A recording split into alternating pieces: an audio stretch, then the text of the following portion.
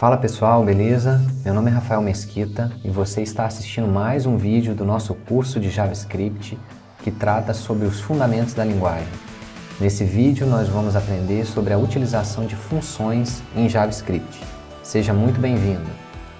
São esses os tópicos do vídeo. Nos 5 primeiros nós vamos conversar sobre como construir nossas próprias funções. E já nos 2 últimos a gente vai ver 2 possibilidades diferentes em termos de sintaxe, para escrever nossas funções. Definição de função. Conforme a descrição, uma função é um bloco de código. A gente já conversou sobre blocos de códigos anteriormente, mas na ocasião nós colocávamos essas instruções dentro de um comando if, de um comando for, etc.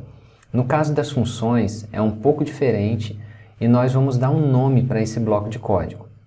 Os termos funções, métodos e procedimentos, eles podem ter pequenas diferenças quanto ao conceito, dependendo da linguagem. Na verdade, o termo funções ou métodos não é tão novidade assim, porque nos vídeos anteriores a gente já falava sobre isso, quando utilizávamos as funções console.log, prompt, push, pop, etc. O que muda agora é que nós estamos interessados não apenas em utilizar uma função que está pronta, mas a gente quer criar as nossas próprias funções. Mas qual seria o motivo principal para isso? Então, um dos principais motivos é a reutilização. Quando você agrupa algumas instruções em um bloco de código e coloca esse bloco de código dentro de uma função que você construiu, isso vai permitir reutilização. Talvez ainda não esteja tão claro, mas com os exemplos isso vai ficar mais claro. Mas como é que a gente faz então para construir as próprias funções? A sintaxe geral é essa daí. Primeiro, nós temos que utilizar a palavra reservada function, para deixar claro para o interpretador que a gente quer definir uma função. Nós precisamos também dizer o nome da nossa função. Especificar quais serão os parâmetros dessa função, ou seja, os argumentos, as informações que ela espera receber para então executar as instruções, o corpo da função, onde vão ficar as instruções, e a palavra reservada return é utilizada para poder fazer com que a função retorne um resultado ao final da sua execução. Esse comando ele é opcional, porque nem todas as funções retornam um valor. O nome técnico para uma função que não retorna valor é procedimento. Inclusive, algumas linguagens de programação têm palavras reservadas diferentes, uma para a definição de um bloco de código do tipo função e outra para a definição de procedimento. Mas no JavaScript, independente de você estar fazendo uma função que retorna ou não valor, você vai utilizar a palavra function no início dessa definição. Em JavaScript, caso você elabore uma função e não escreva a palavra reservada return, essa função vai retornar o valor undefined. Só para tentar clarear de vez essa questão da função e procedimento, vamos a algumas definições citadas em materiais que são referências para quem quer aprender JavaScript. Primeiro, uma citação do guia JavaScript da Mozilla.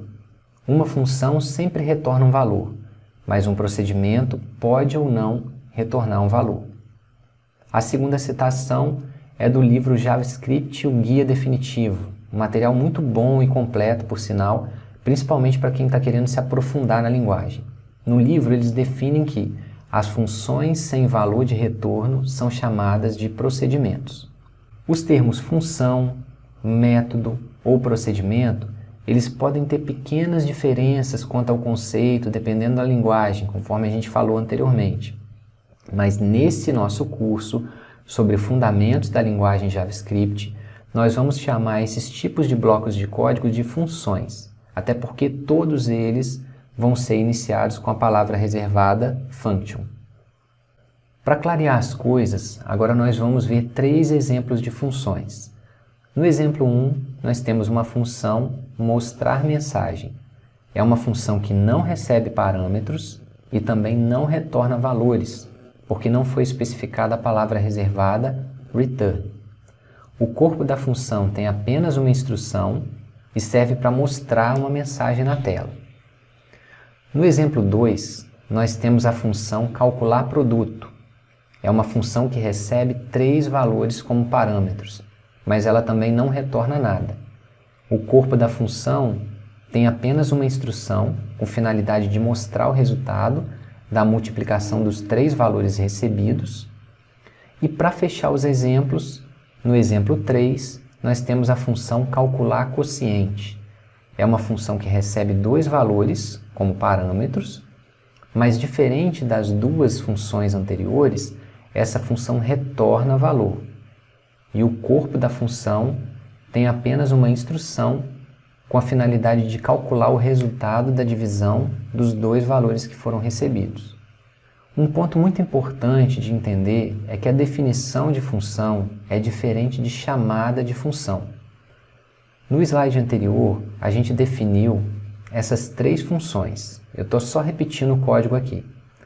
Já a partir da linha 14 desse código, nós temos instruções de chamadas de funções. O resultado da execução desse código pode ser visualizado no console.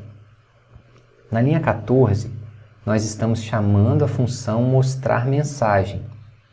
A execução dessa chamada faz com que seja exibida a mensagem definida no corpo dessa função. Na linha 17, nós chamamos a função calcular produto. Para a chamada dessa função é necessária a passagem de 3 informações. Nesse caso, os valores 4, 7.5 e 2.3. A execução dessa chamada faz com que seja exibida a mensagem definida no corpo dessa função. Essa mensagem mostra o produto dos 3 valores, que nesse caso é o valor 69. Na linha 20, chamamos a função calcular quociente. Para a chamada dessa função, é necessário a passagem de 2 informações, nesse caso, os valores 11 e 5. Essa função, diferente das 2 anteriores, retorna um valor. O valor retornado é justamente o resultado da divisão de A por B, ou seja, 11 por 5, que dá 2.2.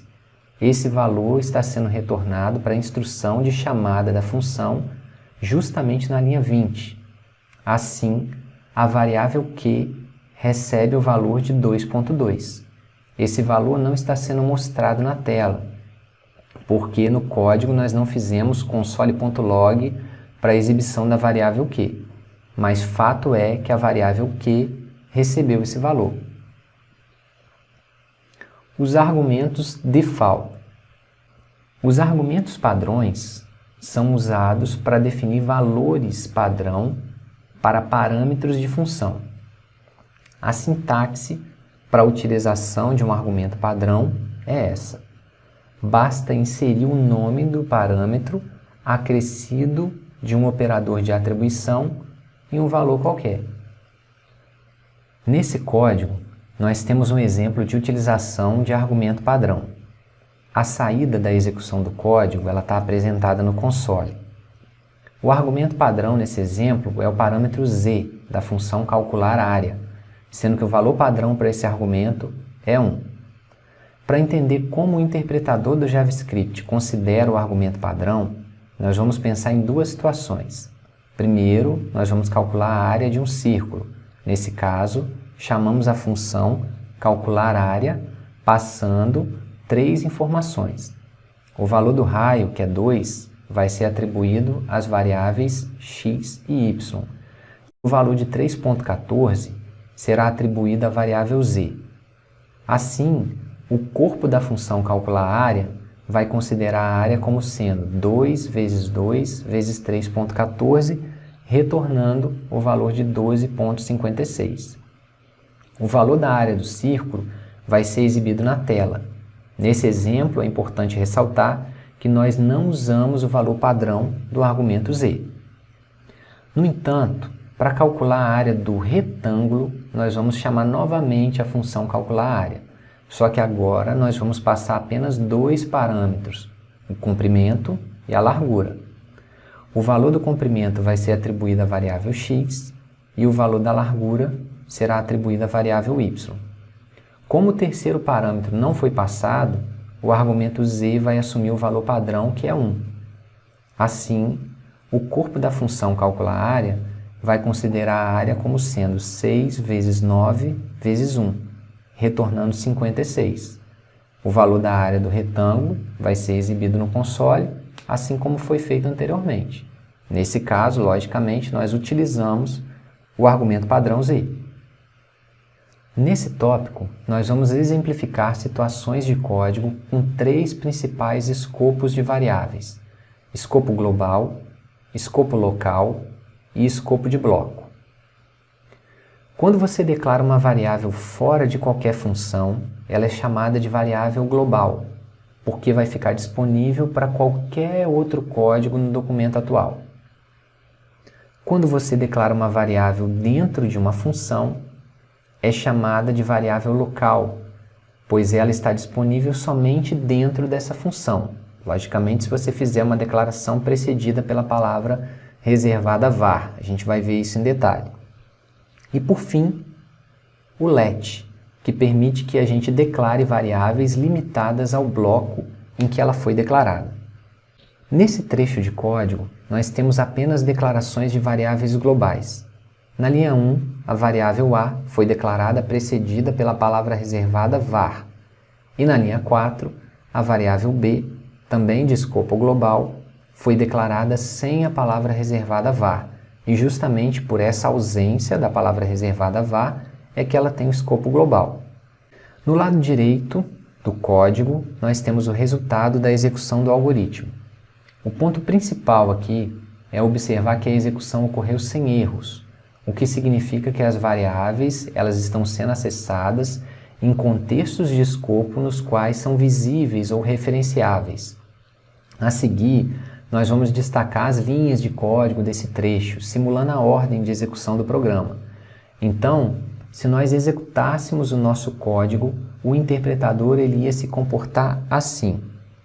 Primeiro, declararia a variável a, com escopo global, e atribuiria o valor 1 à mesma. A próxima linha a ser executada seria a linha 14, na qual realizamos uma chamada para a função f1. Observe que as linhas de declarações e definições das funções f1 e f2 elas são saltadas. Uma vez chamada, nós começamos a execução das linhas de código da função f1. Na linha 4, nós declaramos a variável b, com escopo global, e atribuímos o valor 2 à mesma, lembrando que ela tem esse escopo global pela ausência da palavra reservada var. Depois nós exibimos o valor de a, que nesse caso foi 1, exibimos o valor de b, que nesse caso foi 2, e assim finalizamos a execução da função 1, da função f1. Depois que nós finalizamos a execução da função f1, nós vamos chamar a função f2. Dentro da função f2, nós apenas mostramos o valor de a nesse contexto, que nesse caso continua sendo 1, e depois nós mostramos o valor de b, que também continua igual, nesse caso sendo 2. E assim finalizamos a execução da função f2. Depois de finalizarmos as instruções da função f2, nós vamos apenas mostrar o valor de a em um contexto fora dos blocos de funções, e nesse caso o valor continua sendo 1. E nós finalizamos a execução desse trecho de código mostrando o valor de b, o qual continua sendo 2. Agora, nesse exemplo, nós temos declarações de uma variável com escopo global, na linha 1, e uma com escopo local, na linha 4. Na imagem do console, nós podemos perceber o resultado da execução desse código, dando ênfase para um reference error na última linha do console. Esse é um erro que acontece quando uma variável que não existe ou ainda não foi inicializada no escopo atual é referenciada. Nesse caso, o problema vai ser com a variável b, e nós vamos ver isso com calma a seguir. Então vamos lá. Executando o código, o interpretador vai passar pela linha 1 e, assim como no slide anterior, vai declarar com escopo global a variável a, atribuindo a mesma o valor de 1. A função f1 é chamada. Aqui na linha 4 nós temos a única diferença do código em comparação com o slide anterior. Perceba que, diferente do que foi feito anteriormente, aqui nós estamos declarando a variável b com escopo local. Isso porque, como nós utilizamos a palavra reservada var, a variável b tem o escopo no contexto da função em que foi declarada. Nesse caso, foi a função f1. Em outras palavras, o que a gente está querendo dizer é que a gente só vai poder referenciar a variável b dentro do bloco de código da função f1. Na linha 5, nós mostramos o valor da variável a, que é 1. Na linha 6, nós mostramos o valor da variável b, que é 2, e assim terminamos a execução do bloco do código da função f1. Agora nós chamamos a função f2, mostramos sem erro o valor 1 da variável a qual tem escopo global, e depois nós tentamos mostrar o valor da variável b. No entanto, como b tem um escopo local no contexto da função f1, ele não é visível aqui em f2. Portanto, nós temos um reference error. Nesse ponto, a execução do código é interrompida. E assim, as linhas 17 e 18, elas não vão ser executadas. Na linha 18, inclusive, nós teríamos outro reference erro, associado à variável b também. Nesse trecho de código, para fechar os exemplos sobre escopos de variáveis, nós teremos uma variável global, a, uma variável local, b, e uma variável de bloco, que vai ser a variável c. No console, nós temos o resultado da execução do código, dando ênfase aqui para o reference error, associado à tentativa de referência à variável c. A seguir, a gente vai analisar a execução do código para entender melhor esse erro. Então, vamos lá. Primeiro, nós declaramos a variável a com escopo global e atribuímos o valor de 1. Depois, nós chamamos a função f1 e, dentro da função f1, nós declaramos a variável b com escopo local no contexto da função f1 e atribuímos o valor de 2. Aqui nós temos um teste if true, que obviamente sempre será satisfeito e, portanto, terá suas instruções de bloco executadas nas linhas 6 e 7. Na verdade, a gente só criou esse if para construir um contexto de bloco de código. Dentro do bloco de código do if, nós declaramos a variável c com escopo de bloco, devido à utilização da palavra reservada let, e atribuímos a essa variável o valor de 3.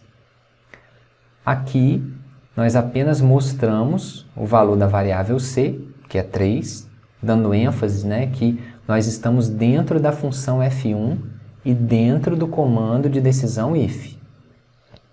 Ainda dentro da função f1, mas agora fora do bloco de código do comando if, nós vamos tentar mostrar as variáveis, começando pela variável a, de escopo global, a qual tem o seu valor 1 mostrado sem problema.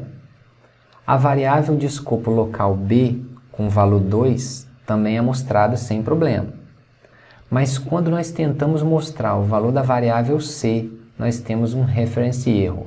Isso porque nós estamos tentando fazer referência a essa variável fora do escopo de bloco do comando if. E como a variável c foi declarada com let, dentro do if, isso não é possível. Expressão de função. Uma outra forma de criarmos funções é através das expressões de funções. A principal diferença entre uma expressão de função e uma declaração de função, que é a forma como nós vimos anteriormente, é o nome da função. Nas expressões de funções, nós podemos omitir o nome da função, criando o que nós chamamos de funções anônimas. No quadro apresentado, nós temos a sintaxe básica para poder trabalhar com expressões de funções. A seguir, isso vai ficar mais claro com os exemplos que a gente vai mostrar. Nesse trecho de código, nós temos duas expressões de função. O resultado da execução do trecho de código pode ser observado no console. Na primeira utilização, nós estamos trabalhando com uma expressão de função não nomeada. Na segunda utilização, nós estamos trabalhando com uma expressão de função nomeada. A expressão de função não nomeada, ela está na linha 2. Como pode ser visualizado, ela é muito próxima de uma declaração de função. O objetivo nesse caso é apenas calcular o quadrado de um número n qualquer. Observe que a expressão de função ela está sendo atribuída à variável q. É justamente em virtude da atribuição da expressão de função à variável q que nós vamos conseguir realizar a chamada utilizando essa variável. O retorno da chamada da função vai ser atribuído à variável resultado, o qual será exibido no console. A expressão de função nomeada, ela está na linha 7. O objetivo dela é somar dois números. Nesse caso, a variável s é quem vai receber a expressão de função nomeada somar.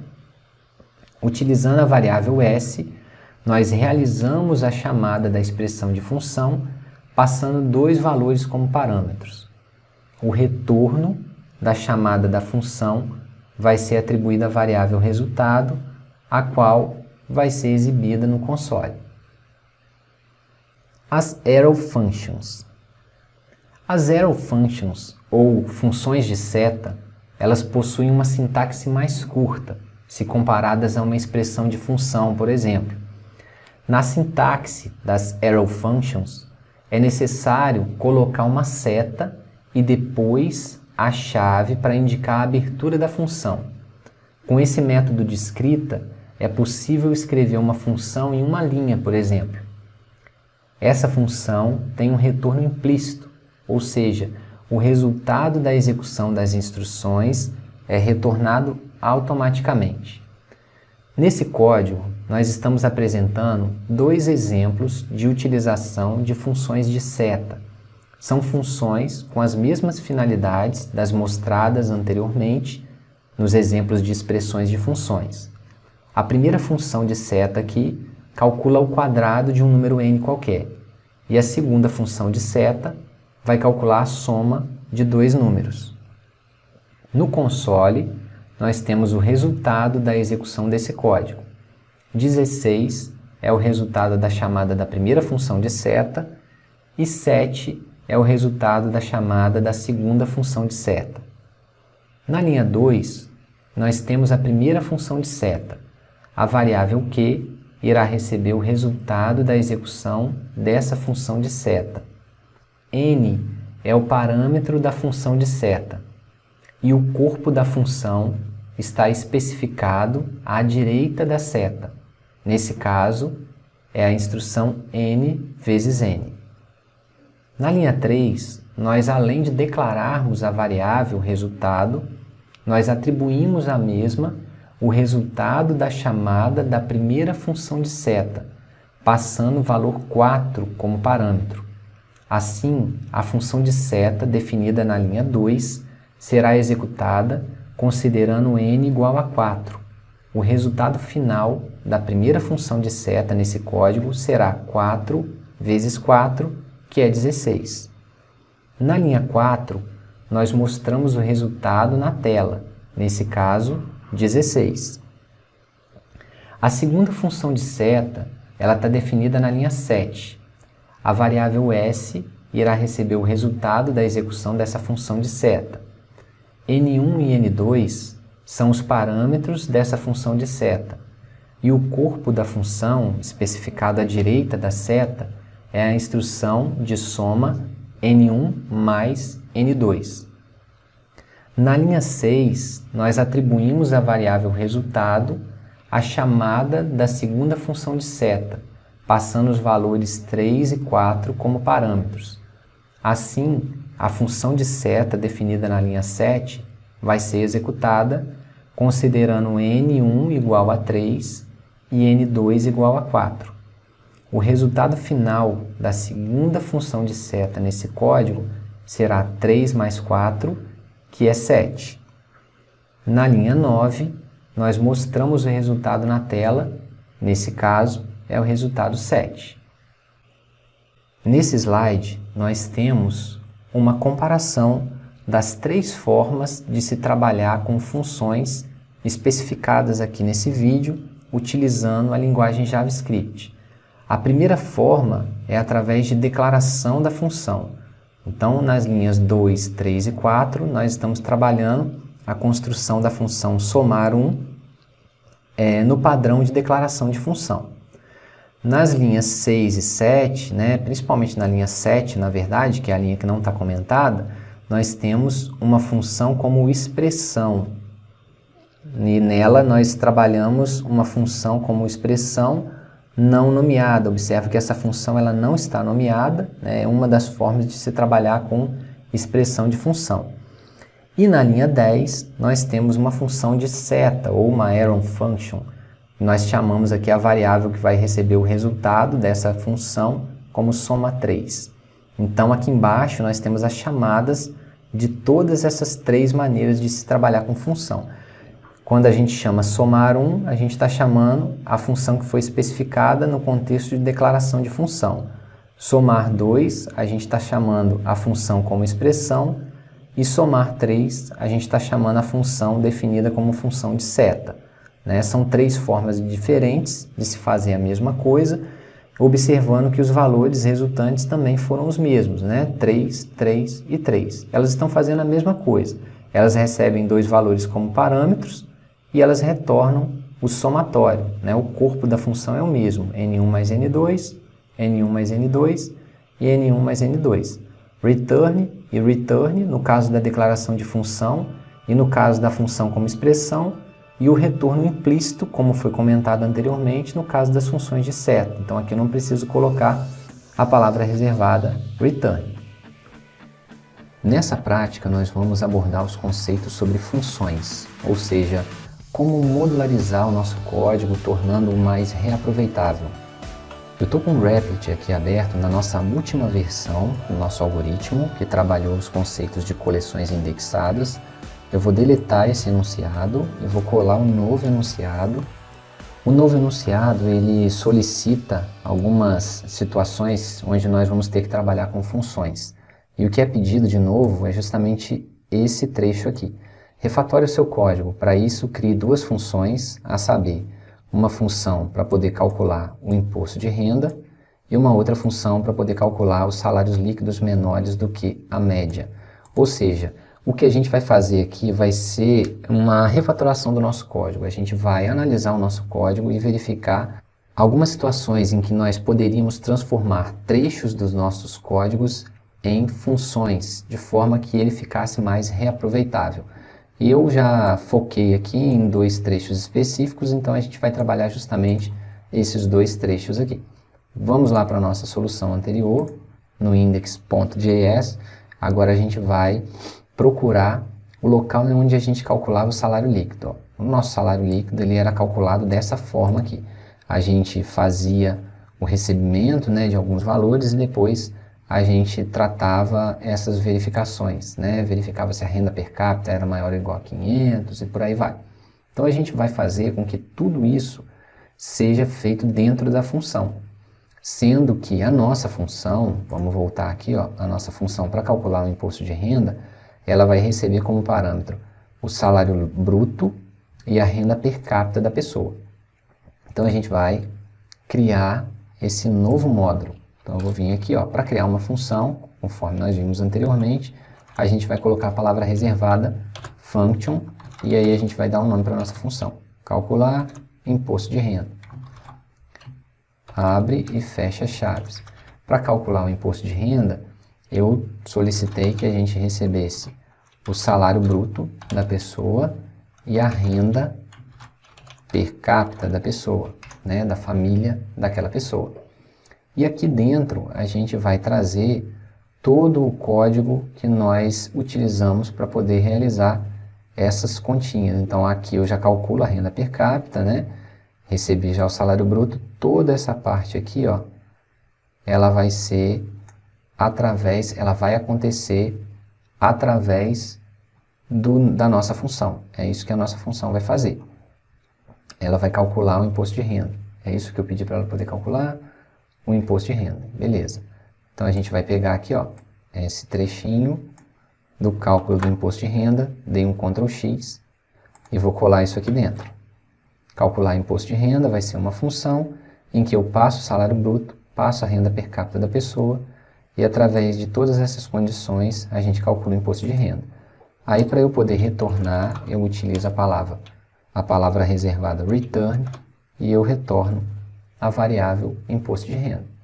Como eu transformei esse trecho aqui em uma função, né, retornando o imposto de renda, agora eu venho no cálculo do salário líquido, que é essa parte aqui, e onde eu utilizo o IR aqui como sendo uma variável, né, simples para poder subtrair essa variável do salário bruto, o que eu posso fazer? Eu vou criar uma variável aqui, ó, IR, anteriormente, porque esse R aqui, ele não está valendo mais nada, uma vez que eu colei, né, copiei todo aquele trecho onde eu trabalhava os cálculos do IR para dentro de uma função. Então agora eu vou criar uma variável IR e vou chamar a minha função calcular IR passando aquilo que ela espera receber, que é o salário bruto. Então ela espera receber o salário bruto e a renda per capita, ponto e vírgula no final. Então, depois que eu recebo o salário bruto da pessoa, somo com os ganhos mensais dos seus dependentes e tenho o salário bruto, né, totalizado, depois que eu calculo a renda per capita a partir desse salário bruto, dividindo pela quantidade de dependentes, com essas duas informações, eu já tenho, né, suficiência de informações para calcular o imposto de renda. Esse cálculo do imposto de renda acontece na função calcular imposto de renda, o retorno do valor correspondente de imposto de renda é retornado para essa chamada de função atribuída à variável imposto de renda e aí sim eu consigo descontar do salário bruto esse imposto de renda que foi calculado pela função. Então a gente está refatorando o nosso código, a gente está pegando determinados trechos e verificando a possibilidade desses trechos se tornarem módulos dentro do nosso código. Uma outra coisa que a gente vai transformar em código é justamente o cálculo dessa quantidade de salários líquidos menores do que a média, né? Então vamos voltar aqui para o nosso enunciado e verificar.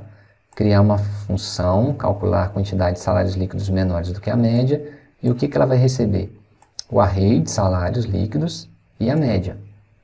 Então eu vou criar uma função, vou dar um nome para ela, function calcular quantidade menores, vou colocar só esse nome. Calcular quantidade menores. Function calcular quantidade menores. O que essa função vai receber? Conforme as instruções, ela vai receber um array de salários líquidos e a média desses salários líquidos que foi calculado. Então eu volto e verifico em que momento que eu já tinha calculado a média, nesse momento aqui. Então agora que eu já calculei a média, toda essa parte aqui do for, eu vou recortar e vou colar na minha função que calcula a quantidade de menores.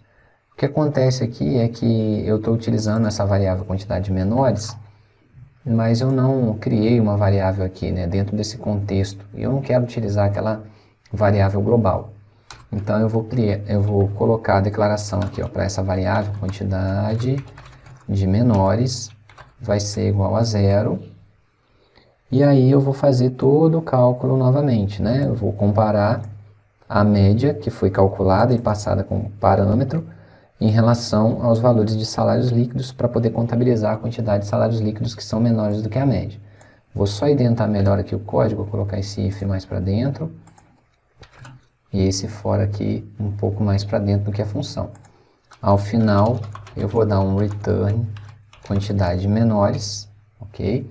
E esse retorno de quantidade de menores, ele vai ser atribuído a uma chamada aqui, Vou fazer uma variável quantidade de menores, que nesse caso aqui eu estou me referindo a essa variável que eu declarei aqui em cima, quantidade de menores.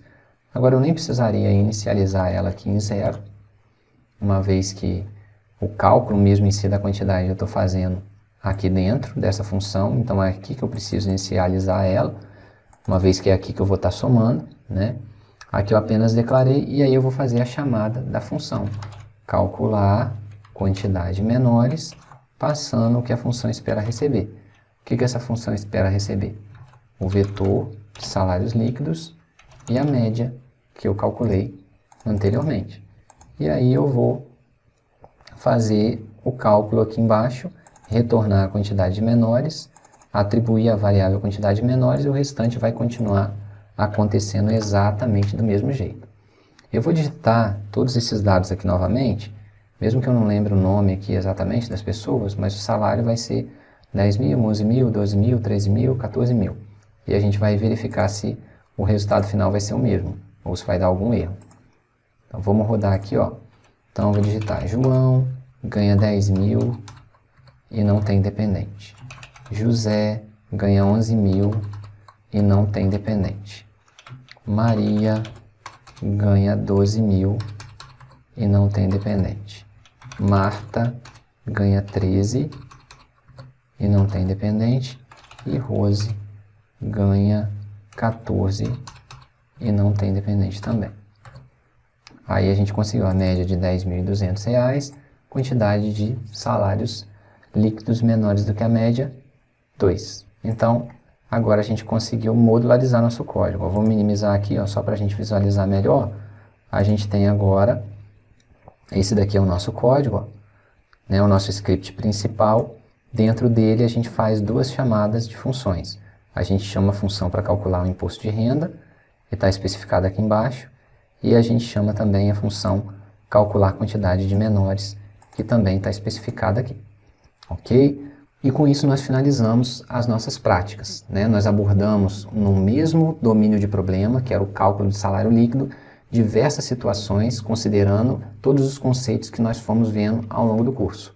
Eu espero que essa prática tenha te ajudado a compreender os conceitos e que isso possa também te ajudar no desenvolvimento dos outros exercícios que você tiver pela frente.